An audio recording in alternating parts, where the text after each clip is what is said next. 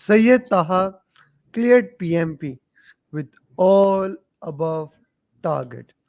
He joined us in batch 11, which ended almost less than a month ago, and cleared PMP with all above target, people above target, process above target, business environment above target. Whenever anyone cleared PMP with all above target, their lessons must be learned. Anyone who wants to clear PMP, there are great lessons for them in that journey. So, Taha, first of all, congratulations from the entire PMP community. And we would love to know how you cleared PMP, what were the things. The mic belongs to you. Please share your journey with us. Thank you very much, Amir. I think gratitude goes out to you first as well, because the way your program is structured, it's pretty good in a nutshell. It sets you up very well to go for your certification. I mean, I've been looking at doing the PMP for the best part of past, I think, 4 to 5, 6 years, and I had my exam scheduled twice, which I had to cancel because of operational needs. But this time I had a bit of a time window, and I'm like, you know what, let's get after it. And I've been following you on LinkedIn for quite a, I think a couple of months, I suppose. And I'm like, you know what, maybe this guy is legitimate, because generally I'm sort of risk averse. You could have all sorts of people on the internet. I'm like, nah, this guy looks okay. Let's see his videos. Saw those. I'm like, okay, you know what? Let's give it a shot. And I'm glad I did. I'm glad I did, because it has paid dividends. Because, like you said, I think it was your persistent follow up after the course as well that sort of kept us encouraged, and to not, to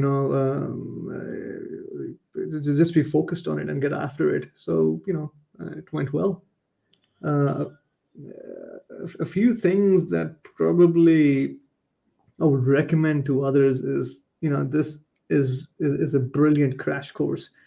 When you get into this, you have to, because you're signing up as adults.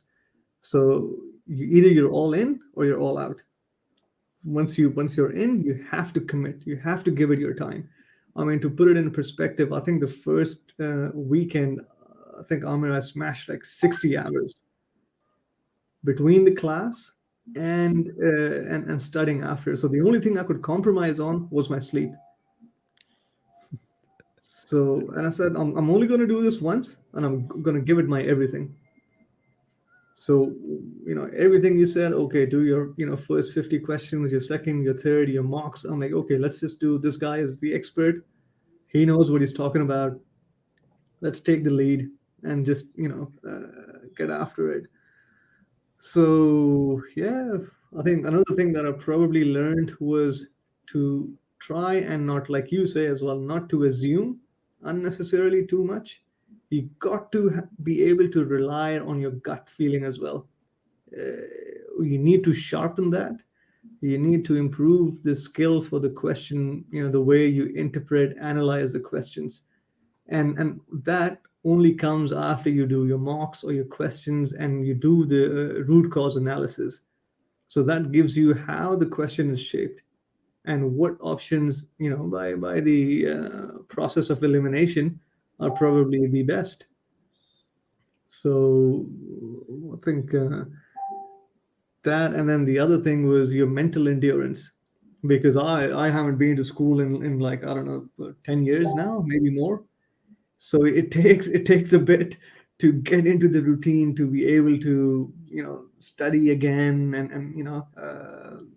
understand things, and the memory retention side of things, amongst, all the other variables. Like, we all are at a age group where we've got other responsibilities as well outside of work and studies. So it's being able to manage that. But yeah, it's a mental endurance. I found that to be that needed work on, and which is where the mocks come in handy. Okay, okay. So you have given the exam. So which mocks were more relevant? You did good amount of mocks. Which mocks were more I relevant? Yeah, I think Amir, I did six mocks in all, Hmm. uh, and the two of those which you gave, the hardest ones, I don't remember the name off the top of my head. But then in terms of relevance, the prepcast ones, Hmm. those are pretty good Hmm. because. But then doing those difficult mocks sort of sets you up for. Raises the benchmark, the bar high. So when you actually go into the exam, you find it to be a bit more simpler, I would imagine. So Okay. which was the case. One thing that I would like to point out, though, that really caught me off guard was the way I prepared for the mocks, and how I would do it at home. The actual assessment people need to watch out is that you cannot read out loud. Hmm. You cannot move your This lips. is this is very important. This is Yeah. very important, guys. What happened? Basically, Taha was reading at a high pace, and suddenly Taha was reading at like he was reading loud, and he got notification, we will cancel your account. And this is of course not allowed in the Mhm. real PMP exam, especially you are giving if you are giving in the home. So if you are giving in the home, you need to see that you need to prepare yourself before moving the exam, that you have a practice of not speaking aloud. Otherwise, you will have problem. You will have a big problem. So Taha, how did you counter that?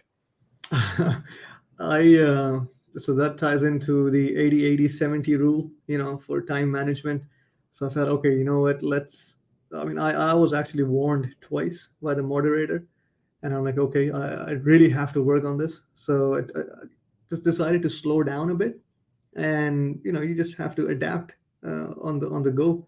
And once I got the hang of it, I think the first 15 to 20 questions took me a bit longer, but I knew that I could cover ground in the middle section, because the way, at least for me, it was the first section and the third section are probably the most difficult, because in the first you're still getting into the routine and being able to read. By the time you come into the middle section, you're in the zone mentally, and then by the time you come into the third section, you're starting to get mentally exhausted now. So I knew I'm gonna lose time here, but I'll catch up, make up for it in the next section, and which is what I did. So I think I did the middle section in probably about 60 minutes.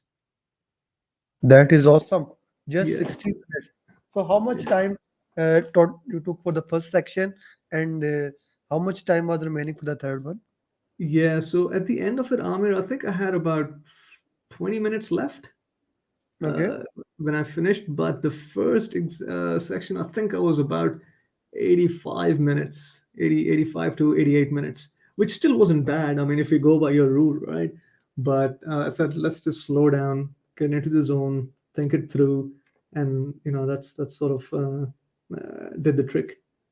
So I mean, honest, I would highly recommend your approach, your course, your materials, your literature, and the way you persistently follow up after the course as well.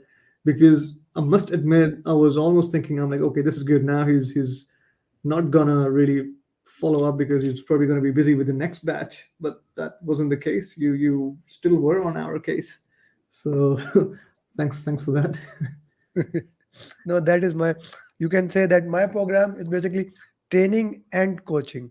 So that is my thing. Till you don't clear the exam, until you don't cross that line, and even after one interview that you are giving right now, I will be there following up with you. Okay. Taha, which area was more dominant in your exam? Stakeholder communication, team, risk, which was more dominant? I don't recall much of risk. Stakeholder and team, I found that to be, coming up quite a bit. And more interestingly, what I found was that the third section was a bit more challenging, because especially I was hoping that it would sort of get easier by the final section, but it wasn't. I mean, the questions got a bit trickier, so I had to really sort of take my time in the third section as well. Okay. Okay. Did you get any questions, formula questions?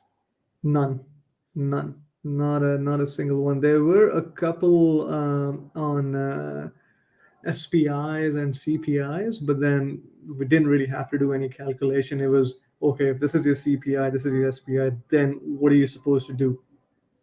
Okay. So yeah, Okay. What about critical path? Were there any questions on critical path? no, not, I didn't come across any on critical path or any related to float for Okay. that. Yeah. Okay. That is good. And the agile, how much detail we went into agile? Was the scrum and the mindset of agile was enough, or do we need to know more about that? No, no, I think the way you've covered it, that is plenty, because that sort of gives you a respect for the ceremonies, how the process works, and how items are time boxed, how you prioritize them. So the way you cover it, it's perfect, Okay. and yeah, I think it was quite comprehensive, and quite a lot came from that. Okay. Yeah, Yeah. Okay. Taha, your final advice for PMP aspirants. don't delay it. Don't Don't delay it. yeah, Well done. Good one. Good don't one. Yeah, good one. don't overthink it. Don't overcomplicate it. Uh, Don't overthink it, don't overcomplicate. That's good. yeah, Taha, your batch is doing an awesome way. You can see daily your batch students are clearing. But now you need to assist maybe your batchmate, especially those people who are also living in Australia. So we have mhm. one or two people who are living in Australia. So you need to guide them, work Yeah, with them, absolutely. and make sure everyone clear the PMP exam. No, absolutely. No, no, absolutely. So, look, I Th- mean, I And, wish you all the best to you and and your same, firm. same to you. Thank you, Taha. Thank you very much. Bye Thank you bye. very much. Thanks. Bye bye.